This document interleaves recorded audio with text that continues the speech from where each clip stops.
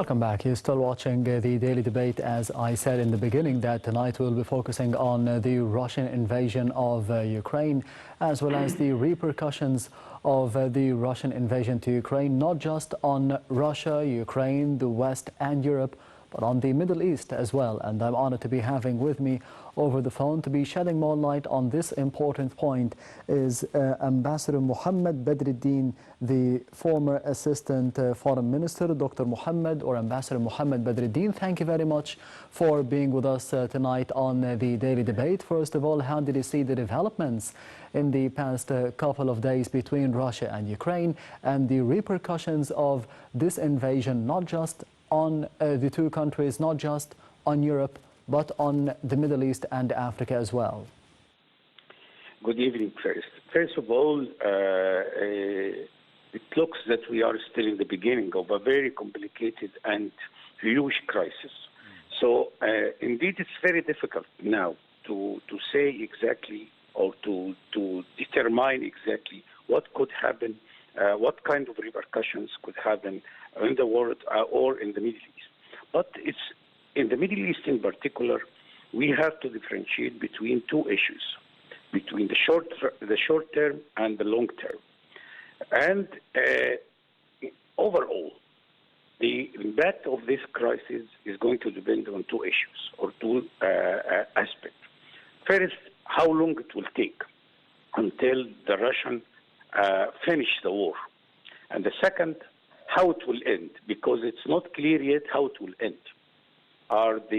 We are dealing with different scenarios. Are the Russians going to occupy the whole country or part of the country? Are they going to interfere and in forming another government or not? This is all not yet clear. So, and because of that, we cannot define yet what could be the result in the whole world. But we can see only now that we are expecting some impact on the economic situation, in particular in the Middle East. For Egypt, for example, we are talking now, or we start talk about the wheat, and what if we are going to face a challenge because we depend on importing wheat from both Russia and Ukraine.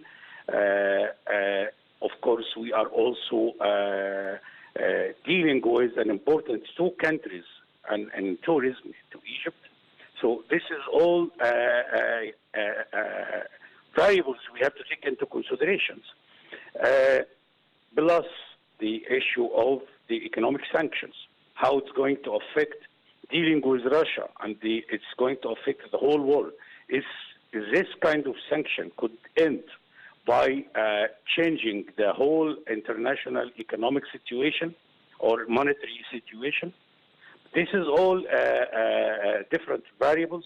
We have to wait a little bit to see the impact before we can reach the conclusion on the impact of this crisis on the Middle East. Doctor, if we can speak and say that this conflict could be taking up to years, according to one of the statements made by the Prime Minister of Britain. No, I don't think it's going to take years. No, it's impossible to take years. But the crisis is going. The result of the crisis is going to take years, maybe. But the war is not going to take years. My expectation that it could last for a few days or a few weeks, but not years. I'm talking about the war, not about the crisis. The crisis is going to continue with us in a different way. The impact of the economic situation, the impact of the new polarization between Russia and the rest of the West, all this aspect we have to take into consideration. But it's not yet clear. As I said in the beginning, we have to wait a little bit to see how long it will take, the war, and how it will end. Because much will depend on these two issues. Yes, I was mentioning this because that was one of the statements made by the Prime Minister of Britain, Boris Johnson, and he said that this could be taking years. According to your statements, yes, the results could be taking years, and we could be seeing the results of the Russian invasion or the war between the two countries, the impact of it on the Middle East for years. How do you see, as you mentioned, the possible future steps following what is happening right now in Ukraine, the Russian invasion to Ukraine? Do you think, according to one of the statements made by the US President Joe Biden, that this could be just the start of it and there could be other steps taken and invasions in other countries, neighboring countries as well, once again? I don't think so. Honestly, I can accept from the British statements one part and leave the other part. The first part is the impact of this crisis is going to live with us for many years. But how long this war, again, we have to differentiate between the war and the crisis. Yes. And I can't see now any reason for Russia. I don't think rationally. I mean, I'm seeing from the rational thinking. Russia has some goals from this invasion. I don't see now that the next step is going to invade another countries, unless we are approaching a kind of the third world again war. And I don't expect that, because in any minute, if this happens, we could end by the nuclear war, and it could be end by the total destruction of the world. So I don't think. I still believe that the situation is not going to go to this point. I don't think that the Russian, even with the nuclear alarms that they made today, I don't think they are going to meet any technical or real nuclear weapons. Yes. And I don't expect this war to last for many weeks anyway, because in this kind of war, if it lasts, then we are going to see another Afghanistan, which is not possible because of many reasons. Ukraine is not Afghanistan. They don't have this mountains, and the situation is completely different. The terrain itself. Yeah, it's a different country, a different situation, and we have to remember the kind of interaction, historical interaction between Russia and Ukraine, the people interaction. So this kind of war, it's very difficult for me now to expect that's going to last for many months. I think we are still talking about a few weeks. But again, the impact of this complicated war, and with the reaction that we are seeing from the West now, from the European countries, plus the U.S., of course, is that we are expecting a difficult situation is going to face the whole world. Either in the energy sector, the oil and the gas, or the other economic factors, or the trade like the wheat and so on. So we are going to expect some difficulty going to face Europe and the Middle East. Yes, exactly. Of course, also there are some profits. We have to take this into consideration, because when the Russians decrease the level of exporting oil or gas, this may benefit some of the Middle Eastern countries, but to some extent, because you cannot double your export in one day. We have to take this also. This point is very important. Saudi Arabia cannot export double what they are doing now. Yes. So the impact is going to happen, but it's going to be slowly a little bit, and we have to wait to see the next step anyway. Yes, we will be seeing it in Egypt, in the Middle East, and in Europe. To be specific, Ambassador Dr. Mohamed Badr, the former Assistant Foreign Minister, thank you very much for being with us tonight on the Daily Debate. We will be having another report on the Daily Debate for tonight, and the efforts of the Egyptian Foreign Ministry and the efforts of the political leadership of Egypt under the tenure of President Abdel Fattah al-Sisi and Foreign Minister Sameh Shoukry and the Minister of Immigration, Dr. Nabila Makram, to be relocating the Egyptians and the Egyptian students in Ukraine to Romania and to other safer places around Ukraine following the Russian invasion to the country. We have more details in the upcoming report.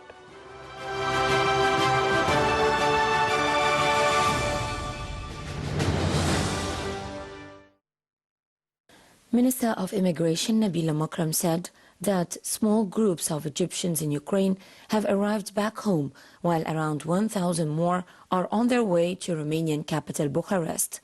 In media remarks, Makram noted that 80 expats have also arrived at the Ukrainian-Poland border. Around 6,000 Egyptian nationals live in Ukraine prior to Russian invasion, with students representing a majority. Makram said that around 3,000 Egyptian students are in Ukraine, noting that she has held 3 virtual conversations with the students stranded in the country. Over the past few days, Egyptian embassies have urged citizens in western parts of Ukraine to head to the border crossings with Romania, Poland, Hungary and Slovakia to return back to Egypt through these countries.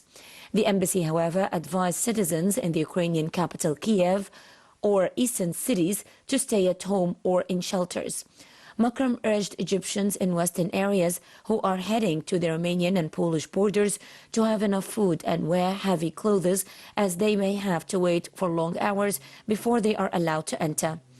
In a separate statement, the Immigration Ministry said that the Egyptian embassy in Kiev was following closely the latest developments to the Egyptian community currently in Ukraine and shared the mobile numbers of diplomats in the embassy.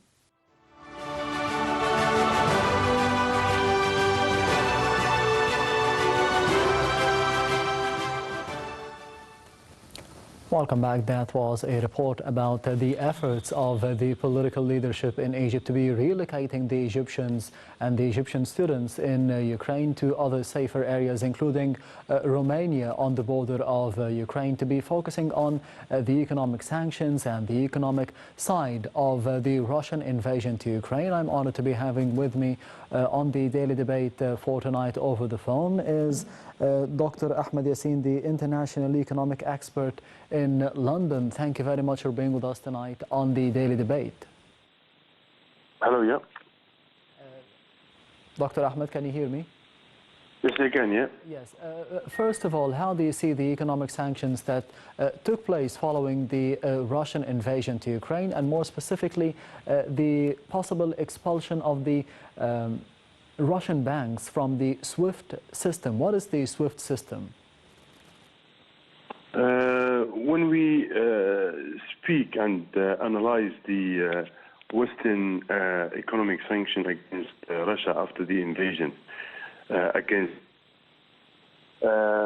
we can describe those steps as like steps of desperation from the Western side, because they are in a position they can't do like a lot against Russia. Only the economic sanction as a weapon in the face of Russia. But realistically, this economic weapon, the damage which is going to cause, it is definitely on the Western side more than on the Russian side, especially European side, because Russia has accustomed itself from the year 2014, the year when invaded Crimea,